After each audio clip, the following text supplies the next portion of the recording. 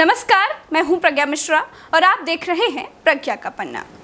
लद्दाख से फूफा आने वाले थे। स्वागत के लिए भारत की माता ने छोटे लड़के से रबड़ी के रेट पता कराए तो रेट थे 5 रुपए। बड़े लड़के से कहा कि जाओ बेटा ले आओ। बड़ा लड़का लाया 50 रुपए की।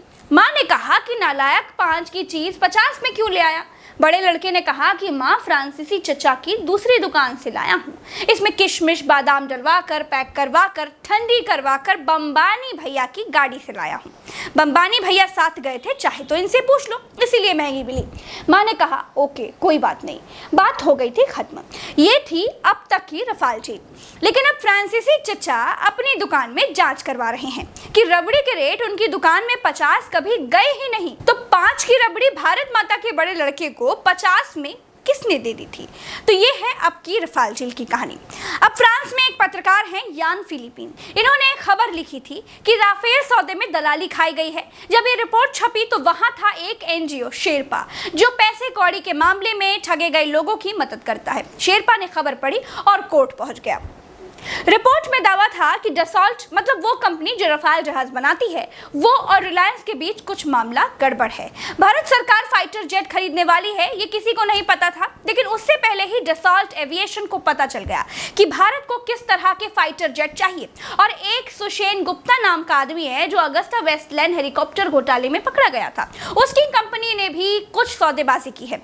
फिर क्या था, भारत होता तो पत्रकार को पीट दिया जाता, गिरफ्तार हो जाता, जेल भेज दिया जाता, गोदी मीडिया कुछ और कहता और सोशल मीडिया कुछ और बताता। लेकिन वो है फ्रांस। इतनी बात उछलते ही फ्रांस के नेशनल प्रोसिक्यूटर ऑफिसर ने एक जज को इस डील की जांच के लिए लगा दिया।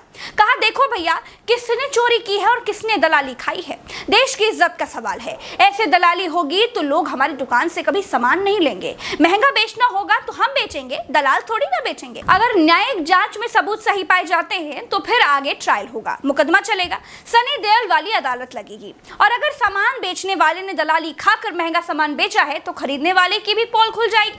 बस इसी बात पर बवाल मचा हुआ है। 2016 में 36 राफेल विमानों का सौदा हुआ था। ये डील फ्रांसीसी एयर स्पेस की डसॉल्ट एविएशन के साथ 59,000 करोड़ रुपए में की गई थी। इससे पहले कांग्रेस सरकार 126 जहाज खरीदने की फिराक में थी, लेकिन खरीद नहीं पाई थी।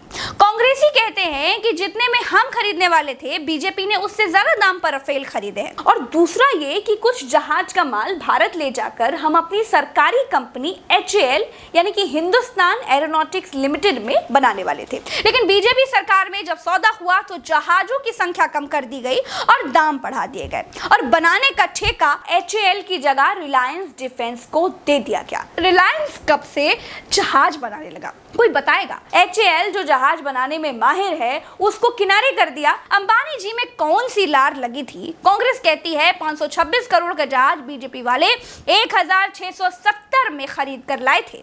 बीजेपी कहती है इसमें सामान ज्यादा लगा है, ठीक क्वालिटी का लगा है, उसका अपडेट वर्जन है इसीलिए महंगा है, जैसे एप्पल 12 प्रो और 12 प्रो मैक्स।